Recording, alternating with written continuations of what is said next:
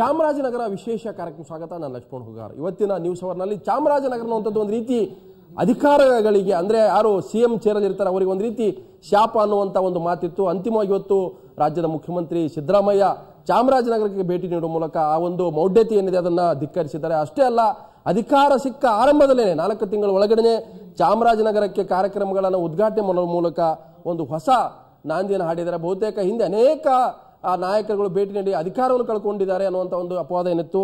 So ಅದನ್ನ ಧಿಕ್ಕರಿಸಿ ಇವತ್ತು ಸಿದ್ದರಾಮಯ್ಯ ಅಂತಿಮವಾಗಿ ಕೂಡ ಕೊಟ್ಟ ಮಾತಿನಂತೆ ಅಕ್ಟೋಬರ್ 7ಕ್ಕೆ ನಾನು ಚಾಮರಾಜನಗರಕ್ಕೆ ಹೋಗ್ತೇನೆ, ನಾನು ಕಾರ್ಯಕ್ರಮವನ್ನ ಅಲ್ಲಿ ಚಾಲನೆ ಕೊಡ್ತೀನಿ ಅನ್ನುವಂಥ ಮಾತನ್ನು ಹೇಳಿದ್ರು. ಅದ್ರ ಪ್ರಕಾರ ಸಿದ್ದರಾಮಯ್ಯ ಇವತ್ತು ಚಾಮರಾಜನಗರಕ್ಕೆ ಭೇಟಿ ನೀಡಿದ್ದಾರೆ. ತಮ್ಮ ಸಂಪುಟ ಸಹೋದ್ಯೋಗಿಗಳ ಜೊತೆಗೆ ಮನಸ್ವಿನಿ ಕಾರ್ಯಕ್ರಮಕ್ಕೂ ಕೂಡ ಚಾಲನೆ ನೀಡಿದ್ದಾರೆ. ಹಿಂದೆ ಮಾಜಿ ಮುಖ್ಯಮಂತ್ರಿಗಳಾದಂಥ ಕುಮಾರಸ್ವಾಮಿ, ಜಗದೀಶ್ ಶೆಟ್ಟರ್, ದೇವರಾಜ ಅರಸು ಹೀಗೆ ಅನೇಕರು ಕೂಡ ಚಾಮರಾಜನಗರಕ್ಕೆ ಭೇಟಿ ಕೊಟ್ಟು ಈ ಒಂದು ಮೂಢನಂಬಿಕೆಯನ್ನು ಕೂಡ ಧಿಕ್ಕರಿಸಿದ್ರು. ಆದ್ರೆ ಅಧಿಕಾರ ಸಿಕ್ಕ ಆರಂಭದಲ್ಲೇ ಚಾಮರಾಜನಗರಕ್ಕೆ ಭೇಟಿ ಕೊಟ್ಟಂತ ಮೊದಲ ಸಿಎಂ ಸಿದ್ದರಾಮಯ್ಯ ಅಂತ ಕೂಡ ಇಲ್ಲಿ ಹೇಳಲಾಗ್ತಾ ಇದೆ. ಮಾನ್ಯ ಸಹಕಾರ ಸಚಿವರು ಹಾಗೂ ಚಾಮರಾಜನಗರ ಜಿಲ್ಲಾ ಎಲ್ಲ ಜಿಲ್ಲೆಗಳಿಗೂ ಭೇಟಿ ಕೊಡ್ತಾ ಇದ್ದೀನಿ, ಈ ಜಿಲ್ಲೆಗೂ ಭೇಟಿ ಕೊಡ್ತಾ ಇದ್ದೀನಿ ಅಷ್ಟೇನೆ. ಇನ್ನು ಮುಂಚಿತವಾಗಿ ಬರಬೇಕಾಗಿತ್ತು, ಅವಕಾಶ ಸಿಕ್ಕಲಿಲ್ಲ, ಈಗ ಭೇಟಿ ಕೊಡ್ತಾ ಇದ್ದೀನಿ ಅಷ್ಟೇ. ನಾವು ಮೌಢ್ಯಗಳು ಅಂದ್ರೆ ಗೊತ್ತಿಲ್ಲ, ಅದು ನಂಬಿಕೆನೂ ಇಲ್ಲ ನಮಗೆ. ಮೌಢ್ಯಗಳ ವಿರುದ್ಧ ಬಸವಣ್ಣ ಬಹಳ ವರ್ಷಗಳ ಹಿಂದೆನೆ ಅವುಗಳ ವಿರುದ್ಧ ಹೋರಾಟ ಮಾಡಿದ್ದಾರೆ ಬಸವಣ್ಣ. ಮೌಢ್ಯಗಳು, ಕಂದಾಚಾರಗಳು, ಈ ಮಾಟ ಮಾಯ ಇವಕ್ಕೆಲ್ಲ ವಿರುದ್ಧವಾಗಿ ಮಾಡಿದ್ದಾರೆ. ಅವೆಲ್ಲವೂ ಕೂಡ ನಾವು ಸೃಷ್ಟಿ ಮಾಡ್ಕೊಂಡಿರ್ತಕ್ಕಂಥದ್ದು. ಸುಮಾರು ಅಭಿವೃದ್ಧಿ ಕೆಲಸಗಳಿಗೆ ಉದ್ಘಾಟನೆ ಮತ್ತು ಶಂಕುಸ್ಥಾಪನೆ ಮಾಡ್ತಕ್ಕಂಥ ಕಾರ್ಯಕ್ರಮ ಇದೆ.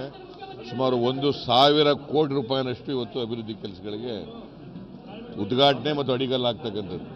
ವೋಟ್ ಕೇಳಕ್ಕೆ ಬರ್ತೀವಿ ನಾವು ಅಲ್ಲಿ ಊರಿಗೆ ಅಲ್ವಾ, ಎಲೆಕ್ಷನ್ ಟೈಮಲ್ಲಿ ಬರ್ತೀವಲ್ಲ ವೋಟ್ ಕೇಳಕ್ಕೆ. ಗೆದ್ದ ಮೇಲೆ, ಅಧಿಕಾರ ಬಂದ ಮೇಲೆ ಏನು ಬದಲಾವಣೆ ಆಗುತ್ತೆ?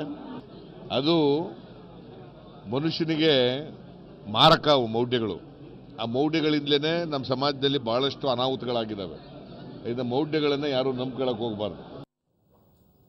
ಇವತ್ತು ಸಿದ್ದರಾಮಯ್ಯ ಚಾಮರಾಜನಗರಕ್ಕೆ ಭೇಟಿ ನೀಡಿರುವ ವಿಚಾರಕ್ಕೆ ಸಂಬಂಧಪಟ್ಟಂತೆ ವಿಧಾನಸಭೆ ಪ್ರತಿಪಕ್ಷ ನಾಯಕ ಕುಮಾರಸ್ವಾಮಿ ಕೂಡ ಪ್ರತಿಕ್ರಿಯೆ ಕೊಟ್ಟಿದ್ದಾರೆ. ಸೊ ಒಂದು ಒಳ್ಳೆ ಬೆಳವಣಿಗೆ. ಯಾರೂ ಕೂಡ ಈ ರೀತಿ ಮೂಢನಂಬಿಕೆ ಹೆಸರಲ್ಲಿ ಹೋಗದೇ ಇರೋದನ್ನು ನಾನು ಒಪ್ಪೋದಿಲ್ಲ. ಆದರೆ ಇದರಿಂದ ಆ ಜಿಲ್ಲೆಯ ಅಭಿವೃದ್ಧಿ ಆಗಬೇಕನ್ನುವಂಥ ಅಭಿಪ್ರಾಯವನ್ನು ಕುಮಾರಸ್ವಾಮಿ ವ್ಯಕ್ತಪಡಿಸಿದ್ದಾರೆ. ನಾನು ಮೊದಲೇ ಭೇಟಿ ಕೊಟ್ಟು ಬಂದಿದ್ದೇನೆ, ಅದರಲ್ಲೇನು ವಿಶೇಷ ಏನು ನಾವೇನು ಅವ್ರ ಅಧಿಕಾರ ನಡೆ ಬೆಳಗ್ಗೆ ಹೋಗ್ಬಿಡುತ್ತೆ ಅಂತೇಳಿ ನಾವು ಯಾರು ನಿರೀಕ್ಷೆ ಇಟ್ಕೊಳ್ಳೋದು ಬೇಡ. ವಿಶೇಷನೂ ಏನಿಲ್ಲ. ಅದು ಅದೇ ಜವಾಬ್ದಾರಿ ನಿರ್ವಹಿಸಿರೋದಕ್ಕೆ ಅಭಿನಂದಿಸ್ತೇವೆ. ನಾನು ಮೊದಲೇ ಭೇಟಿ ಕೊಟ್ಟು ಬಂದಿದ್ದೇನೆ, ಅದರಲ್ಲೇನು ವಿಶೇಷ ಏನು ನಾವೇನು ಅವ್ರ ಅಧಿಕಾರ ನಡೆ ಬೆಳಗ್ಗೆ ಹೋಗ್ಬಿಡುತ್ತೆ ಅಂತೇಳಿ ನಾವು ಯಾರು ನಿರೀಕ್ಷೆ ಇಟ್ಕೊಳ್ಳೋದು ಬೇಡ. ವಿಶೇಷನೂ ಏನಿಲ್ಲ. ಅದು ಅದೇ ಜವಾಬ್ದಾರಿ ನಿರ್ವಹಿಸಿರೋದಕ್ಕೆ ಅಭಿನಂದಿಸ್ತೇವೆ. ಇನ್ನು ಚಾಮರಾಜನಗರಕ್ಕೆ ತಾವು ಯಾಕೆ ಬರ್ತಾ ಇಲ್ಲ, ಯಾಕೆ ಚಾಮರಾಜನಗರ ದೂರ ಹೋಗ್ತೀರಿ, ಅಧಿಕಾರವನ್ನ ಹೋಗುತ್ತೆ ಅನ್ನೋ ಕಾರಣಕ್ಕಾಗಿ ಚಾಮರಾಜನಗರವನ್ನ ಯಾಕೆ ಶಾಪ ಹಾಕ್ತೀರ ಅನ್ನೋಂಥ ಮಾತನ್ನ ಕನ್ನಡ ಚಳವಳಿ ವಾಟಾಳ ಪಕ್ಷದ ವಾಟಾಳ ನಾಗರಾಜ್ ಕೂಡ ನಿನ್ನೆ ಟಾರ್ಗೆಟ್ನಲ್ಲಿ ನನ್ನ ಜೊತೆ ಮಾತಾಡುವಾಗ ಮುಕ್ತವಾಗಿ ಮಾತುಕತೆ ನಡೆಸಿದ್ರು. ಸೊ ಇವತ್ತು ವಾಟಾಳ್ ಕೂಡ ಈ ವಿಚಾರದಲ್ಲಿ ತಮ್ಮದೇ ಅಂತ ಅಭಿಪ್ರಾಯ ವ್ಯಕ್ತಪಡಿಸಿದ್ದಾರೆ. ಸೊ ವಾಟಾಳ್ ನಾಗರಾಜ್ ಟಾರ್ಗೆಟ್ನಲ್ಲಿ ಏನು ಹೇಳಿದ್ರು ಅದನ್ನು ಮತ್ತೆ ನೋಡೋಣ ಬನ್ನಿ. ಈಗ ಚಾಮರಾಜನಗರ ಅನ್ನುವಂಥದ್ದು ಶಾಪ ಆಗಿ ಹೋಗ್ಬಿಟ್ಟಿದೆ ಕೆಲವರಿಗೆ, ಮುಖ್ಯಮಂತ್ರಿಗಳಾದವರಿಗೆ, ಅನೇಕ ಮಂತ್ರಿಗಳಿಗೆ. ಚಾಮರಾಜನಗರಕ್ಕೆ ಹೋಗ್ಬಿಟ್ರೆ ನನ್ನ ಸಿಎಂ ಚೇರ್ ಹೋಗ್ಬಿಡುತ್ತೆ. ನಿಮ್ಮವರಾದಂಥ ಸಿದ್ದರಾಮಯ್ಯ ಅವರು ನಾಳೆ ಹೋಗ್ತಾ ಇದಾರಪ್ಪ ಚಾಮರಾಜನಗರಕ್ಕೆ, ಅಥವಾ ನಿಮಗೆ ಹೆದರು ಹೋಗ್ತಾ ಇದ್ದಾರೋ, ಅದು ನಿಜಕ್ಕೂ ಕೂಡ ಚಾಮರಾಜ ಬರ್ಬೇಕಂತ ಬರ್ತಾ ಇದ್ದಾರೋ? ಇಲ್ಲ, ಸಿದ್ದರಾಮಯ್ಯನವರಿಗೆ ಇವೆಲ್ಲ ಕೆಲವು ಇದಿದೆ, ಏನು ಕೆಲವು ಬದ್ಧತೆಗಳಿದೆ ನನಗನ್ನಿಸ್ತದೆ. ಯಾಕಂದ್ರೆ ಅವರು ಇಂಥವನ್ನೆಲ್ಲ ಸ್ವಲ್ಪ ಈ ಮೂಢನಂಬಿಕೆಗಳು ಇದ್ರ ಬಗ್ಗೆ ಅವ್ರಿಗೆ ಅಂಥ ನಂಬಿಕೆಗಳಿಲ್ಲ. ಆದರೆ ಅವ್ರು ಸುತ್ತ ಇರ್ತಕ್ಕಂಥವ್ರಿಗೆ ಇದೆ. ಯಾಕಂದ್ರೆ ಅವ್ರು ಸುತ್ತ ಇರ್ತಕ್ಕಂಥವ್ರು ಎಲ್ಲಾ ರಾಜ್ಯ ಎಲ್ಲಾ ಸರ್ಕಾರದಲ್ಲೂ ಇದ್ದವರು. ಅದರಿಂದ ಅವ್ರು ಏನ್ ಹೇಳ್ತಾರೆ ಅಂತ ಹೇಳಿದ್ರೆ, ಈ ಮುಖ್ಯಮಂತ್ರಿಗಳನ್ನು ಹೋಗಬೇಡಿ ಅಂತ ಹೇಳಿರ್ತಕ್ಕಂಥ ಅವರು ಉಂಟು. ಅಂದ್ರೆ ಅಕ್ಕಪಕ್ಕ ಇರೋರು ಮನೆ ಹೋಮನು ಮಾಡಿದ್ದಾರೆ. ನಮ್ಮ ಸಿದ್ದರಾಮಯ್ಯ ಏನು ತೊಂದರೆ ಅದನ್ನೇ ನಾನು ಯಾಕೆ ಹೇಳಿದೆ ಅಂದ್ರೆ, ಸುತ್ತಮುತ್ತ ಇರೋರು. ಅದರಿಂದ ನನಗನ್ನಿಸ್ತದೆ ಸಿದ್ದರಾಮಯ್ಯ ಒಂದು ಬದ್ಧತೆ ಇದೆ. ಆರಂಭದಲ್ಲಿ ಏನ್ ಹೇಳಿದ್ರು, ಚುನಾವಣಾ ಪ್ರಚಾರಕ್ಕೆ ಬಂದ ಚಾಮರಾಜನಗರದಲ್ಲಿ ನಾನು ಸಿಎಂ ಆದ ಮೊದಲ ಭೇಟಿ ಚಾಮರಾಜನಗರ ಆಗುತ್ತೆ. ಸಿಎಂ ಆದ ತಕ್ಷಣ ಬೆಳಿಗ್ಗೆನೆ ಹೋಗಕ್ಕಾಗೋದಿಲ್ಲ. ನಾನು ಹೇಳ್ತೀನಿ, ಈಗಾಗಲೇ 2-3 ತಿಂಗಳಾಗಿದೆ, ಇನ್ನೂ 4 ವರ್ಷ ಮೇಲಿದೆಯಲ್ಲ, ಇದು ಬಹಳ ಪ್ರಾಮುಖ್ಯ. ಆರಂಭದಲ್ಲೇ ಬರ್ತಾ ಇರೋದು ಇದೇ ಆರಂಭದಲ್ಲಿ ಬರ್ತಾ ಇರತಕ್ಕಂಥದ್ದು. ಇವರ ಪಾರ್ಟಿ ಗೊಂದಲದಲ್ಲಿ, ಇವರ ಪಾರ್ಟಿಯ ತೀರ್ಮಾನದಿಂದ ಇವರು ಅಧಿಕಾರಕ್ಕೆ ಹೋದರೆ ಚಾಮರಾಜನಗರ ಯಾಕೆ ನಾವು ಗುರಿ ಮಾಡಬೇಕು? ಅದನ್ನ ಯಾಕೆ ಗುರಿ ಮಾಡಬೇಕು? ಈಗ ವೀರೇಂದ್ರ ಪಾಟೀಲ್ ಕಳ್ಕೊಂಡ್ರು, ಇಲ್ಲ ಜಯೇಶ್ ಪಟೇಲ್ ಕಳ್ಕೊಂಡ್ರು. ಹೌದು, ವೀರೇಂದ್ರ ಪಾಟೀಲ್ ನಾನು ಶಾಸಕನಾಗಿದ್ದಾಗಲೇ ಬಂದಿದ್ರು. ವೀರೇಂದ್ರ ಪಾಟೀಲ್ ಬಂದರು. ಅಂತ ವೀರೇಂದ್ರ ಪಾಟೀಲ್ ಚಾಮರಾಜನಗರ ಹೋದ್ಮೇಲೆ ಅವರಿಗೆ ಕಾಯಿಲೆ ಬಂತು. ಕಾಯಿಲೆ ಬಂದ ಮೇಲೆ ಅವರನ್ನ ಅವರ ಪಕ್ಷ ಅಧಿಕಾರ ತೆಗೆದುಕೊಳ್ಳುವರೆ ಅದಕ್ಕೂ ಚಾಮರಾಜನಗರಕ್ಕೂ ಸಂಬಂಧ ಇಲ್ಲ. ಆದ್ರೆ ವಾಟಾಳ್ ಅವ್ರ ಬಗ್ಗೆ ಏನ್ ಹೇಳ್ತಾರೆ ಚಾಮರಾಜ ಕೆಲವು ಮಂದಿ, ನಮ್ಮ ಜಿಲ್ಲೆಗೆ ಚೀಫ್ ಮಿನಿಸ್ಟರ್ಗಳು ಬರದೇ ಇರೋದಕ್ಕೆ ವಾಟಾಳ್ ನಾಗರಾಜ್ ಅವರ ಕಾರಣ, ಅವರೇ ಬರಕ್ ಬಿಡಲ್ಲ. ಎಲ್ಲಾರು ಉಂಟು ಚೇ ನನಗೆ ನಿಮ್ಗೆ ಹೇಳಿದ ಮುಖ್ಯಮಂತ್ರಿ ಬರಬೇಕು ಅಂತೇಳಿ ಯಾರಾದರೂ ಕಾಡಿ ಬೇಡಿ ಹೋರಾಟ ಮಾಡಿ ಗಲಾಟೆ ಮಾಡೋರಿದ್ರೆ ವಾಟಾಳ್ ನಾಗರಾಜ್. ಈಗ ನಾಳೆ ಸಿದ್ದರಾಮಯ್ಯ ಸಿಎಂ ಸ್ಥಾನ ಕಳ್ಕೊಂಡ್ರೆ ನಿಮ್ಮ ಮೇಲೆ ಶಾಪ ಆಗ್ತಾರೆ ಜನ. ಖಂಡಿತವಾಗಿಲ್ಲ. ಸಿದ್ದರಾಮಯ್ಯ ಇನ್ನು 5 ವರ್ಷ ಮುಖ್ಯಮಂತ್ರಿಯಾಗಿದ್ದೇ ಇರ್ತಾರೆ. ಚಾಮರಾಜನಗರಕ್ಕೆ ಹೋಗ್ತಾರೆ ಸಿದ್ದರಾಮಯ್ಯ ನಾಳೆ.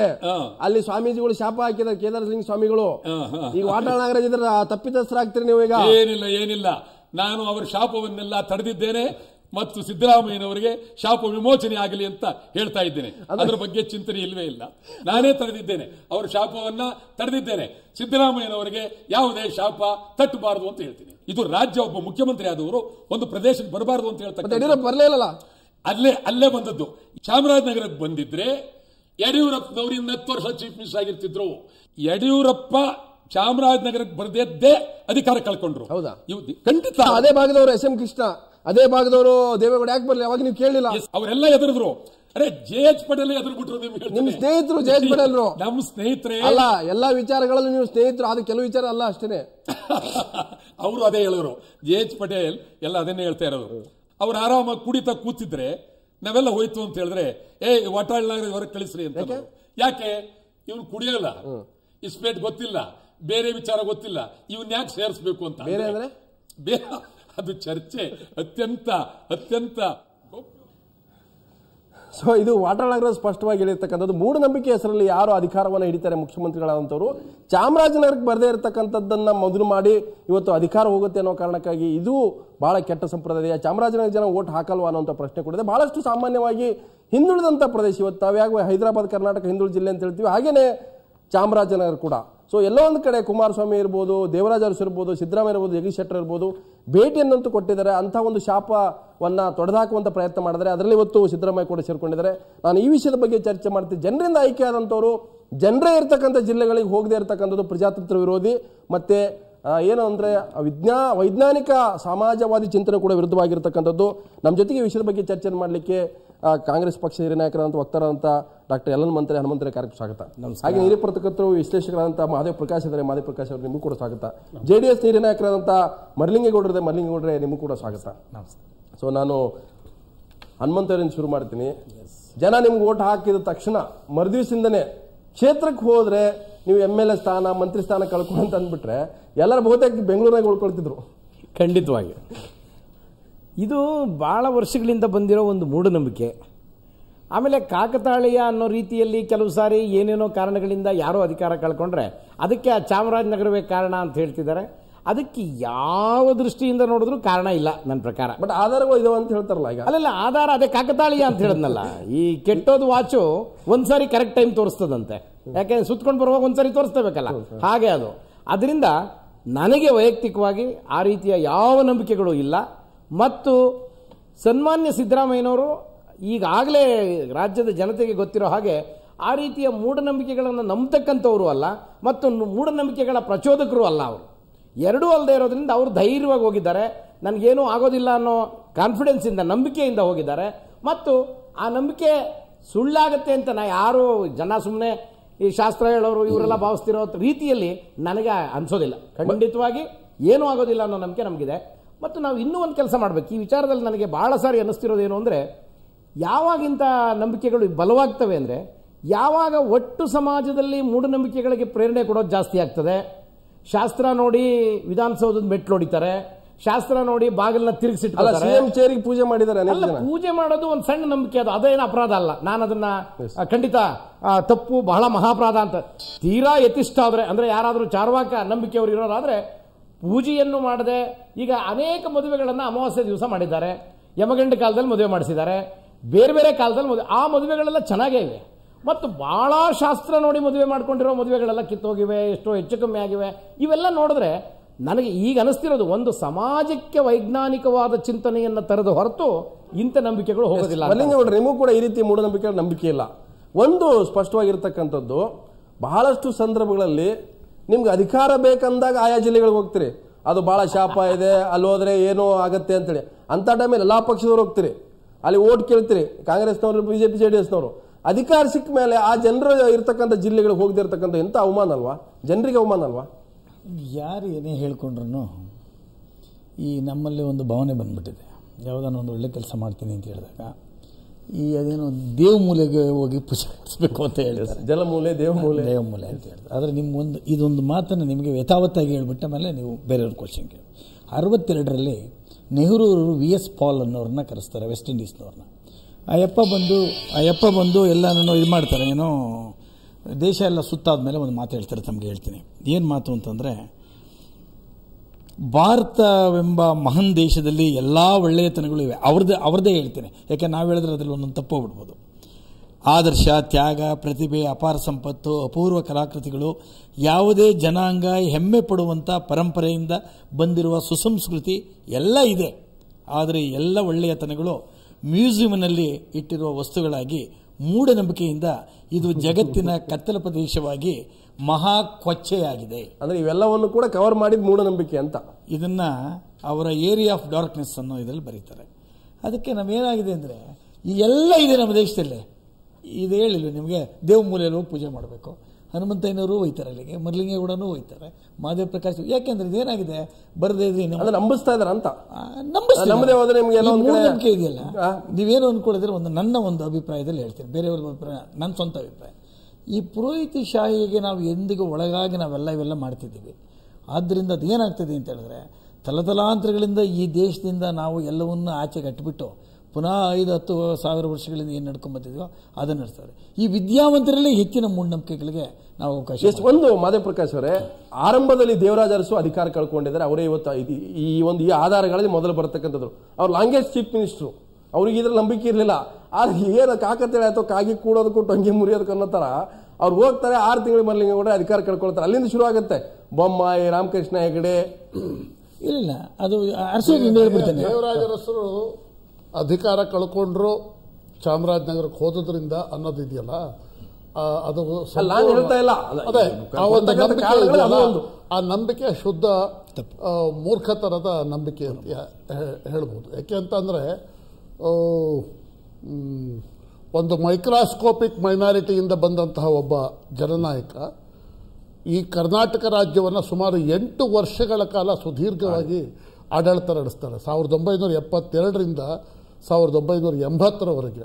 ಪ್ರಾಯಶಃ ಕರ್ನಾಟಕದಲ್ಲಿ ನಿಜಲಿಂಗಪ್ಪನವರು 4 ಸಾರಿ ಮುಖ್ಯಮಂತ್ರಿ ಆದರು. ಅವರು 56ರಿಂದ 4 ಸಾರಿ ಆದರು. ಆದರೆ ಅವರು ಫುಲ್ ಟರ್ಮ್ ಮಾಡಲಿಲ್ಲ. Devaraj Urs is the only chief minister who completed his full term with 6 years first, 2 years next.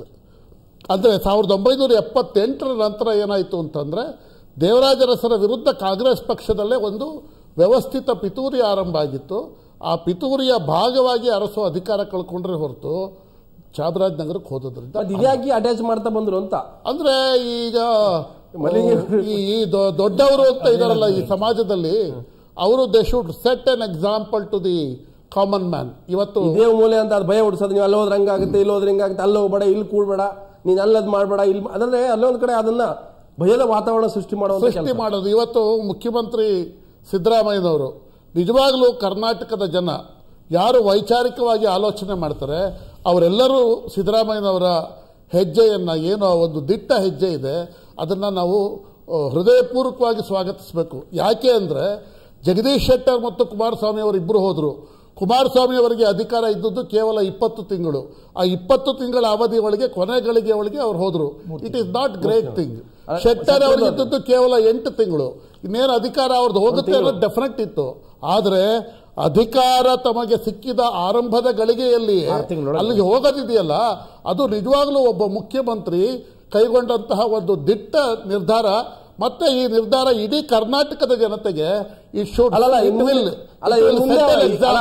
ಪಕ್ಷದ ಆಂತರಿಕವಾಗಿ ಏನೇ ಆದ್ರೂ ಕೂಡ ಇದಕ್ಕೆ ಯಾರು ಬ್ಲೇಮ್ ಮಾಡಬೇಡ ಅಂತ ಹೇಳ್ತಾ ಇದ್ದಾರೆ. ಯಾರು ಬ್ಲೇಮ್ ಮಾಡೋದಿಲ್ಲ. ನಾನು ಖಂಡಿತ ಮತ್ತಷ್ಟು ಚರ್ಚೆ ಮಾಡ್ತೇನೆ. ಯಾಕಂತಂದ್ರೆ ಅವ್ರ ಅಕ್ಕಪಕ್ಕ ಇರ್ತಕ್ಕಂಥವರೇ ದಾರಿ ತಪ್ಪಿಸ್ತಾರೆ. ಮೊನ್ನೆ ಕೂಡ ಸಿದ್ದರಾಮಯ್ಯ ಹೋಗ್ತೀನಿ ಅಂತ ಹೇಳಿದಾಗ ಅವ್ರ ಬೆಂಬಲಿಗರು, ಅವ್ರ ಸುತ್ತಮುತ್ತ ಇರ್ತಕ್ಕಂಥವ್ರು ಹೋಮ ಹವನ ಮಾಡಿದ್ದಾರೆ, ಕೆಟ್ಟದಾಗಬಾರ್ದು ಅಂತೇಳಿ.